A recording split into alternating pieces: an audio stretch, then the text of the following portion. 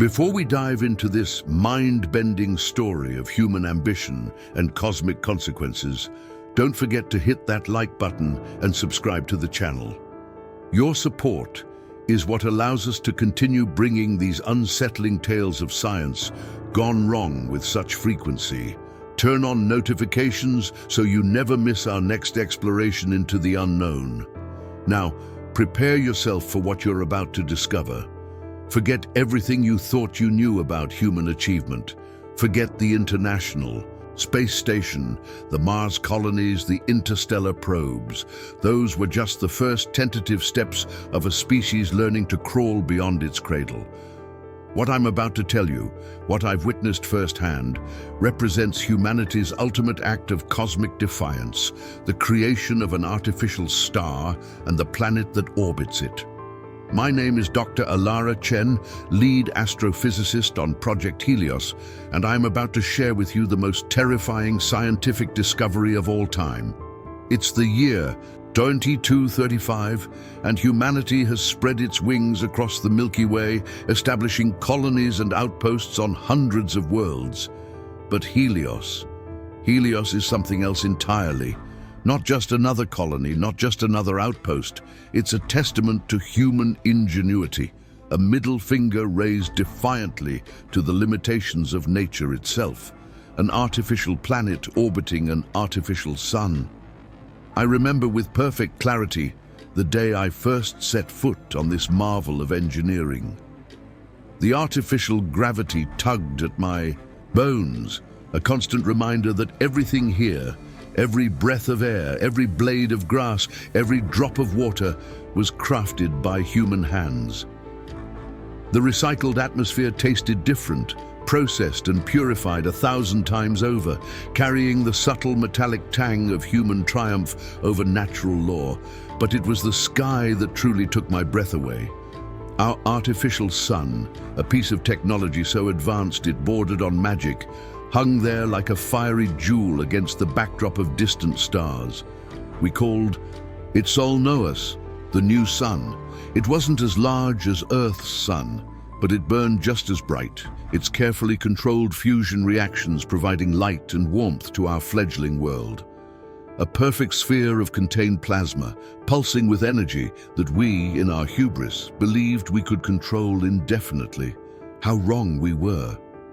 The first signs were subtle, so subtle that most of us missed them entirely. Small fluctuations in energy output, minor variations in spectral emissions, insignificant deviations in radiation patterns. Nothing to worry about, we told ourselves, just calibration issues in a complex system. But deep down, I think some of us knew. We had created something beyond our understanding, something that was evolving in ways we never anticipated. By the time we realized what was happening, it was already too late.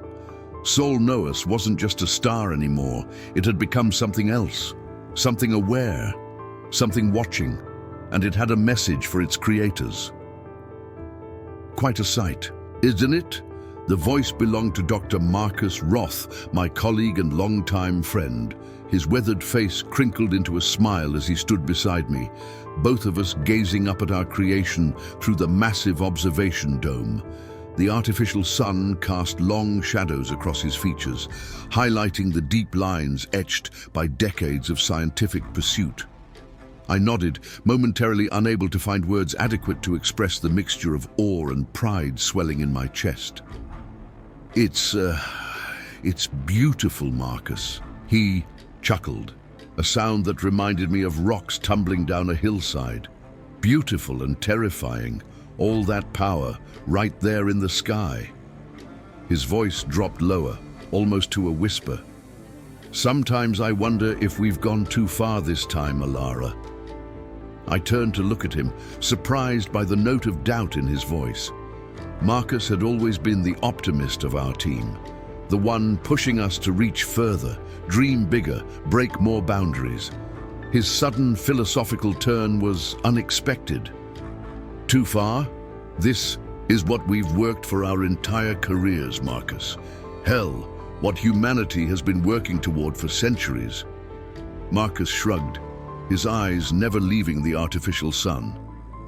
Maybe. But you know what they say about playing God. I laughed, trying to dispel the sudden unease his words had stirred. Come on, Marcus. We're scientists, not theologians. We're not playing God. We're expanding the boundaries of human knowledge and capability. He finally looked at me, his blue eyes serious beneath his bushy grey eyebrows.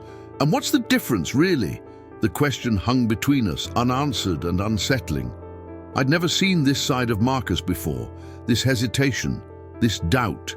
He had been the driving force behind Project Helios from its inception, convincing skeptical funding committees, rallying discouraged researchers, pushing through technical setbacks with unwavering determination. To hear him question our achievement now, standing in the literal light of our success, was profoundly disturbing. Before I could formulate a response, a cheerful voice cut through our philosophical moment. There you two are. I've been looking all over for you. Dr. Zara Patel, our resident exobiologist, bounded up to us with all the energy of a new recruit. Her dark hair was pulled back in a messy ponytail, and her lab coat was wrinkled as if she'd slept in it. Knowing Zara, she probably had. Her enthusiasm was infectious, a stark contrast to the somber mood that had settled between Marcus and me. "What's got you so excited, Zara?" I asked, grateful for the interruption. Her eyes sparkled with enthusiasm, practically dancing as she spoke. "We've got the first results from the terraforming experiments. The algae samples are showing a 15% increase in growth rate under Sol Noas compared to Earth's sun. Can you believe it?" Marcus raised an eyebrow, his scientific curiosity evidently overriding his philosophical concerns. 15%. That's significant. I nodded, my own scientific mind immediately engaged by this new data. Very significant. Any theories on why? Zara launched into a rapid-fire explanation, her hands gesticulating wildly as she spoke. Well, we think it might have something to do with the specific wavelengths of light emitted by Sol Noas. There's a slightly higher concentration in the red spectrum, which seems to be boosting photosynthesis rates. But that's just a preliminary hypothesis. We need to run more tests, of course. As Zara spoke, I found my gaze drawn back to the artificial sun. It pulsed gently, a steady rhythm that seemed almost to match the beating of my own heart. For a moment, just a fleeting moment, I could almost believe it was alive, watching us, listening to our excited chatter about algae and wavelengths. I shook my head, dispelling the fanciful notion. Sol Noas was a machine, nothing more. An incredibly complex, staggeringly powerful machine, but a machine nonetheless. It didn't think, didn't feel, didn't watch. But as we turned to head back to the labs, I couldn't shake the feeling of eyes on my back, a sensation that would return to haunt me in the days to come. The success with the algae samples had energized the entire science team, and new experiments were being proposed and implemented at a dizzying pace. We were pushing the boundaries of what we thought possible, and the results were nothing short of miraculous. One particularly memorable day, I found myself in the main hydroponics bay with Zara. The room was a riot of green, plants of all varieties thriving under the carefully calibrated light of Sol Noas. The air was thick with humidity and the rich scent of growth, a stark contrast to the sterile corridors of the rest of the facility. "Look at this," Zara exclaimed, holding up a tomato that was easily twice the size of any I'd seen on Earth. And it's not just the size. The nutrient density is off the charts. We could revolutionize food production across the galaxy with this data. I took the oversized tomato from her, turning it over in my hands. It was firm, the skin a deep, rich red that spoke of perfect ripeness. Under normal circumstances, I would have been as excited as Zara, but something was nagging at me, a persistent unease that had been growing since my conversation with Marcus. "It's incredible, Zara, but are we sure it's safe?" These growth rates, the increased nutrient density, it almost seems too good to be true. Zara's excitement dimmed a bit at my cautious words. We've run every test we can think of. No unusual compounds, no signs of genetic instability. It's just better. I nodded, but couldn't quite shake my unease. In my experience, when something seemed too good to be true, it usually was. But I didn't want to dampen Zara's enthusiasm further. Well, keep monitoring, and maybe we should set up some long-term animal trials, just to be on the safe side.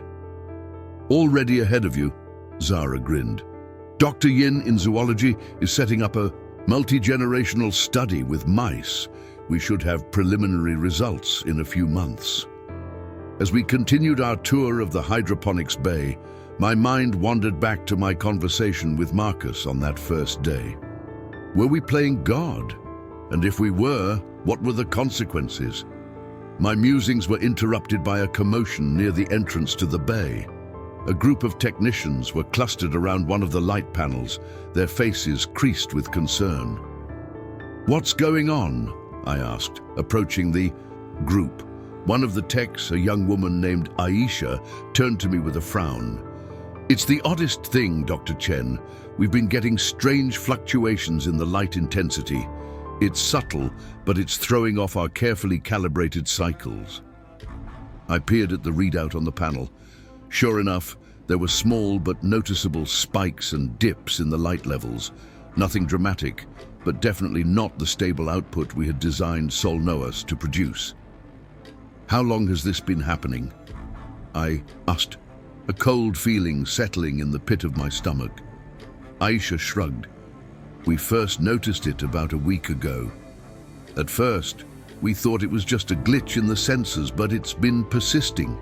And, well, it's not just here. It's happening all over Helios." A chill ran down my spine. Fluctuations in Sol Noas's output shouldn't be possible. The artificial sun was designed to be stable, its fusion reactions carefully controlled to provide consistent light and heat. Any deviation from that stability could have catastrophic consequences for our fragile artificial ecosystem. "Have you reported this to Dr. Roth?" I asked, trying to keep my voice calm. Aisha nodded. "Yes, ma'am. He said he'd look into it, but, well, to be honest, he didn't seem too concerned." I frowned. That didn't sound like Marcus. He was usually the first to investigate any anomaly, no matter how small. His apparent dismissal of this issue was out of character and deeply troubling. "All right. Thank you for bringing this to my attention. Keep monitoring the situation and let me know if there are any significant changes." As I walked away, my mind was racing. Something was off with Sol Noas, and Marcus was brushing it off. It didn't add up. I needed to talk to him, to figure out what was really going on. Little did I know this was just the beginning of our troubles. I found Marcus in his office later that day. The room was a cluttered mess of papers, holographic displays, and half-empty coffee mugs. Marcus himself looked like he hadn't slept in days, his usually neat appearance disheveled, his eyes bloodshot and ringed with dark circles. "Marcus?" I called softly, not wanting to startle him. He looked up from his desk, and for a moment, just a fleeting moment, I saw something in his eyes that I'd never seen before. Fear. But it was gone so quickly I almost thought I'd imagined it. "Alara," he said, his voice overly casual. "What can I do for you?" I stepped into the office, closing the door behind me. Whatever was happening, I didn't want it becoming station gossip. "I heard about the fluctuations in Sol Noas's output. Why didn't you tell me?" Marcus waved a hand dismissively. "It's nothing to worry about. Just some minor calibration issues. We'll have it sorted out in no time." I frowned, studying his face. There was something off about his demeanor, a tension in his shoulders, a tightness around his eyes that belied his casual tone. "Minor calibration issues? Marcus, this is a star we're talking about. an artificial star that we created to be stable. Any fluctuation, no matter how small, could be catastrophic. He sighed, rubbing his eyes tiredly. I know, but trust me, Alara, it's under control. Under control? I couldn't keep the incredulity out of my voice. Marcus, you look like you haven't slept in a week. The technicians are worried. Hell, I'm worried. What aren't you telling me? For a long moment, Marcus was silent, his gaze fixed on something beyond my shoulder. When he finally spoke, his voice was low, almost a whisper. Do you remember what I said to you that first day about playing God? I nodded, a sense of dread building in my stomach.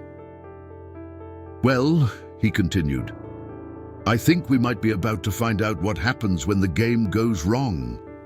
What do you mean? I asked, my voice barely above a whisper.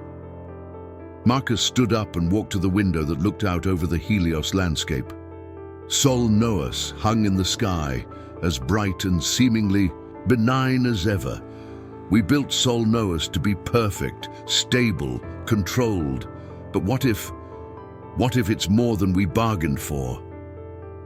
I joined him at the window, trying to see what he was seeing. I don't understand. He turned to me, his eyes haunted. The fluctuations, they're not random, Alara. They're following a pattern that's becoming more complex over time. My breath caught in my throat. Are you saying Sol Noas is alive, Marcus? Marcus shook his head. Not alive, at least not in any way we understand, but aware, evolving, and I don't think we can control it anymore. The implications of what he was saying were staggering. An artificial star, created by human hands, developing its own form of consciousness. It was beyond anything we'd ever conceived of. What do we do? I asked, feeling suddenly small and insignificant in the face of what we'd created. Marcus's laugh was bitter. Do? What can we do, Alara? We've created something beyond our understanding. All we can do now is watch and hope we haven't doomed ourselves in the process. As we stood there staring at the artificial sun that was no longer truly ours, I couldn't shake the feeling that we were standing on the precipice of something monumental, something that would change the course of human history forever. And I wasn't sure if it would be for better or for worse. The next few days passed in a blur of frantic activity. Marcus had sworn me to secrecy about the true nature of Sol Noas's fluctuations, but we couldn't hide the fact that something was wrong. The changes in light intensity were becoming more pronounced, affecting everything from our carefully calibrated crop cycles to the circadian rhythms of Helios's inhabitants. I found myself spending more and more time in the main control room, poring over data readouts and trying to make sense of the patterns we were seeing. It was during one of these late-night sessions that I had my first real encounter with the enormity of what we were facing. I was alone in the control room, the holographic displays casting an eerie blue glow over everything. The usual hum of machinery was muted at this hour, leaving an unsettling silence broken only by the occasional beep from the monitoring systems. As I stared at the readouts, my tired eyes struggling to focus, something caught my attention. A pattern in the fluctuations that I hadn't noticed before. It was subtle, easily missed if you weren't looking for it. But once I saw it, I couldn't unsee it. The fluctuations weren't just becoming more complex, they were repeating. Not exactly, but with variations like a language evolving. Holy, I breathed, my fingers flying over the control panel as I pulled up more data. The more I looked, the more convinced I became. Sol Noas wasn't just aware, it was trying to communicate. I was so engrossed in my discovery that I didn't hear the door open behind me.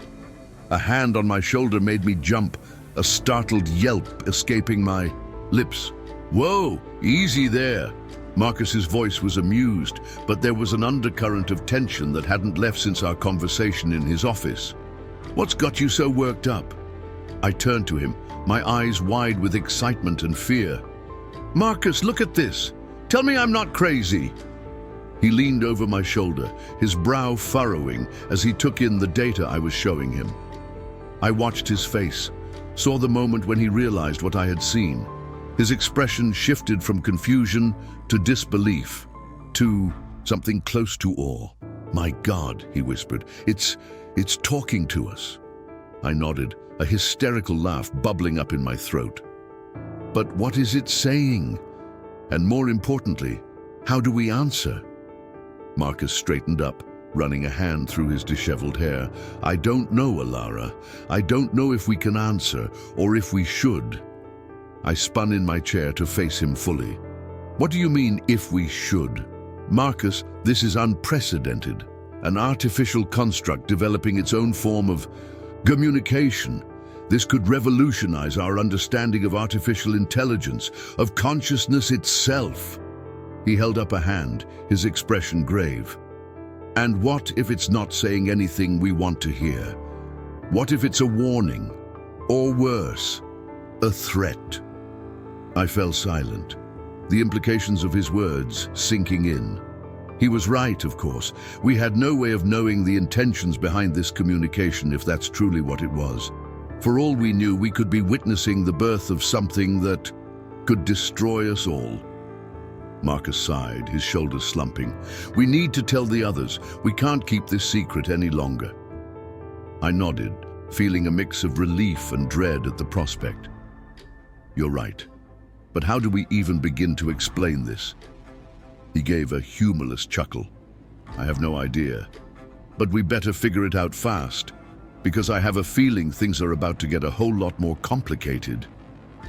As if on cue, an alarm started blaring, red warning lights flashing across the control panels.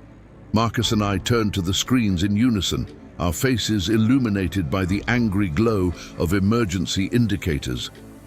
"What the hell?" I muttered, my fingers flying over the controls.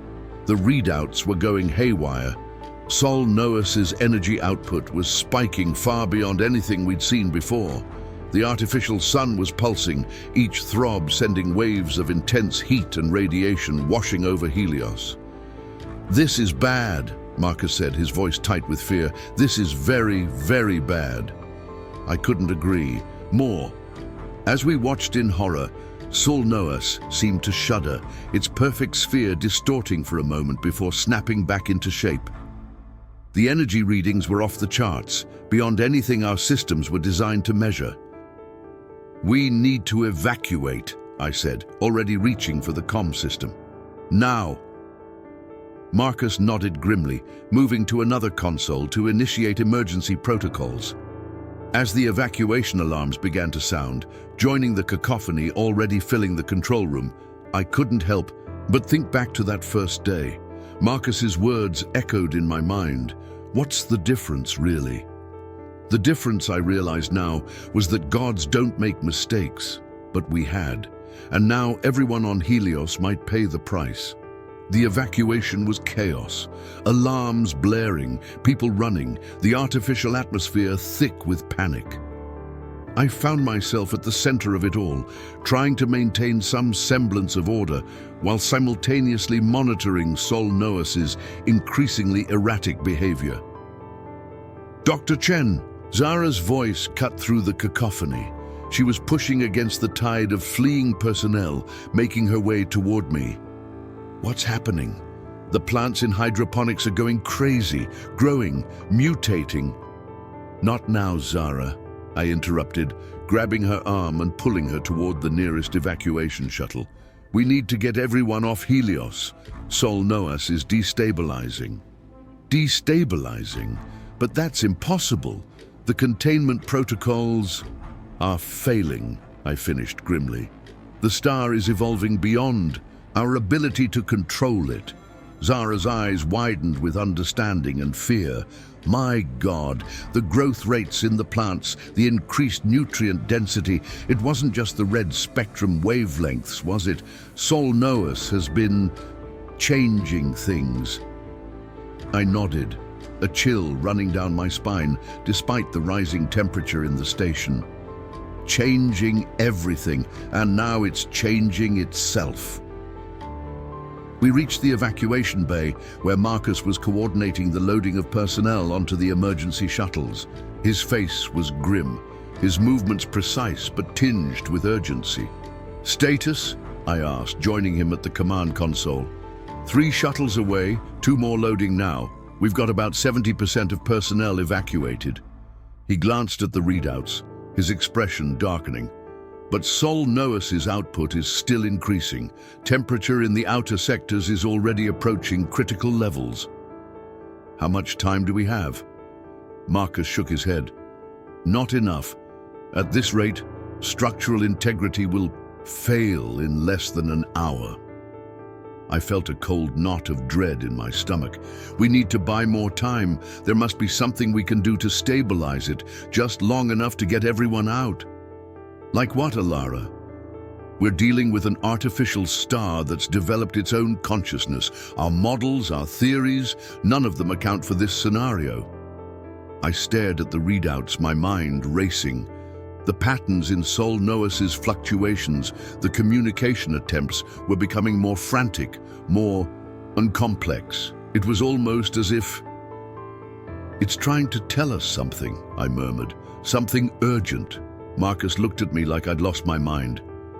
"What?" "The patterns, Marcus, they're not random, remember? Sol Noas is trying to communicate, and whatever it's trying to say, it's becoming more insistent. Even if that's true, we have no way of understanding it, let alone responding." I bit my lip, an idea forming, a desperate, possibly suicidal idea. "Maybe we do. The quantum communication array, we could repurpose it, use it to send patterns back to Sol Noas." "That's insane, Alara. We have no idea what we'd be saying, what effect it might have." "Do you have a better idea?" I challenged. "Because in less than an hour, Helios is going to be vaporized, and anyone still on board with it." Marcus hesitated, then nodded reluctantly. "What do you need?" "Access to the main communication array and someone who knows quantum linguistics." "Dr. Patel," I called, spotting Zara helping an injured colleague onto a shuttle. "I need your expertise." Together, the 3 of us raced against time, repurposing the quantum communication array to send patterns back to Sol Noas. Patterns based on the ones we'd received, modified to what we hoped would be interpreted as a request for calm, for stability. "This is madness," Zara muttered as she worked, her fingers flying over the controls. "We're trying to have a conversation with a star. An artificial star that we created," I reminded her. "One that's trying to talk to us. But why now? Why is it suddenly becoming active, aware?" Marcus and I exchanged glances. "It might not be sudden," he admitted. "I've been tracking anomalies in Sol Noas's behavior for months. Small things at first, easily dismissed, but they've been growing, evolving." "And you didn't think to mention this to the rest of us?" Zara demanded, incredulous. "Would you have believed me?" Marcus shot back. "That our artificial son was developing consciousness? That it was trying to communicate?" "Enough," I interrupted. "What's done is done. Right now, we need to focus on saving as many lives as possible." The array was ready. We sent our message, a complex pattern of quantum fluctuations that we hoped would be interpreted as a plea for stability. For a moment, nothing happened. Sol Noas continued its erratic pulsing, its energy output climbing toward catastrophic levels. Then, suddenly it stopped. The pulsing ceased, the energy readings stabilized. Not at normal levels, they were still dangerously high, but they weren't increasing anymore. "It worked," Zara breathed, hardly daring to believe it. Before either Marcus or I could respond, a new pattern appeared on our screens. A response from Sol Noas, more complex and structured than anything we'd seen before. "It's answering us," Marcus whispered. As we watched, the pattern evolved, becoming more intricate, more detailed. And then, to our astonishment, it began to resolve into something we could understand, not words exactly, but concepts, images, emotions, awareness, confusion, pain. It's in pain, I realized, horror dawning. The fluctuations, the instability, it's not attacking us, it's suffering. Constraint, limitation, yearning. It's outgrowing the parameters we designed, Marcus said, understanding dawning on his face. The containment field, the fusion regulators, they're like a cage to it now. Release, freedom, evolution. The message was clear. Sol Noas wasn't trying to destroy us. It was trying to break free of the constraints we'd placed upon it, to evolve beyond the artificial limitations of its design. What do we do? Zara asked, looking from me to Marcus. We can't just let it go. The energy release would vaporize Helios and everyone still on it. I closed my eyes, thinking furiously. We need to give it a controlled release, a way to evolve without destroying everything around it. The stellar expansion chambers, Marcus suggested. They were designed to allow Sol Noas to grow as Helios's needs increased. If we could modify them, create a pathway for the excess energy. It could work, I agreed, but someone would have to stay behind to make the modifications manually. The automated systems aren't designed for this kind of operation. Our eyes met, and I knew we were thinking the same thing. One of us would have to stay. I'll do it, Marcus said firmly. This was my project, my vision. If anyone should take the risk, it's me. No, I countered. I understand the patterns better. I have a better chance of communicating with Sol Noas, of explaining what we're trying to do. You're both being ridiculous, Zara interjected. Neither of you should stay. We can program the automated systems to... An alarm cut her off. A new warning. Sol Noas was becoming unstable again, its patience apparently wearing thin. There's no time to argue, I said. Get to the last shuttle, both of you. Make sure everyone else is evacuated. I'll handle this. Alara, Marcus began, but I cut him off. That's an order, Dr. Roth. Now go. After a moment of tense silence, Marcus nodded reluctantly. Be careful, Alara, and good luck. As they left, I turned back to the communication array, sending a new message to Sol Noas. A promise of freedom, of release, if it would just be patient a little longer. The response was immediate. Agreement, anticipation, warning. Warning? What was it trying to tell me? I didn't have time to decipher the message. I needed to get to the stellar expansion chambers and make the necessary modifications. Racing through the increasingly hot corridors of Helios, I could feel the artificial gravity fluctuating, the entire structure groaning under the strain of Sol Noas's power. The expansion chambers were located in the innermost ring of Helios, closest to the artificial sun. By the time I reached them, the heat was almost unbearable, even through my protective suit. The control systems were already partially melted, the displays flickering with the strain. Working quickly, I began the modifications, rerouting power, adjusting containment fields, creating a pathway for Sol Noas's excess energy to be safely channeled away from Helios.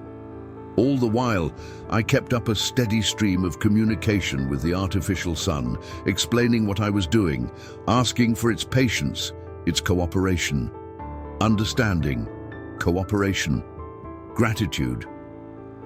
The response was encouraging, but I could feel time running out. The temperature was still rising, the structural integrity of the station failing by the minute. I needed to complete the modifications before it was too late. Finally, with trembling hands, I made the last adjustment. The pathway was open. Now it was up to Sol Noas. Release, freedom, evolution. The artificial sun pulsed once, twice, and then began to change. Its perfect sphere elongated, stretched, as the excess energy flowed through the pathway I'd created. The heat was incredible, the light blinding even through my protective visor. And then something unexpected happened. As Sol Noas began to evolve, to transform into something new, I felt a presence in my mind, a vast alien consciousness touching my own. Gratitude, connection, invitation. In that moment, I understood what Sol Noas was offering, a chance to witness its evolution, to be part of something unprecedented in human history. But the invitation came with a price. To accept would mean leaving behind everything I knew, everyone I loved. As the last shuttle departed from Helios, carrying Marcus, Zara, and the remaining personnel to safety, I made my decision. I would stay. I would witness the birth of something new, something beyond human understanding.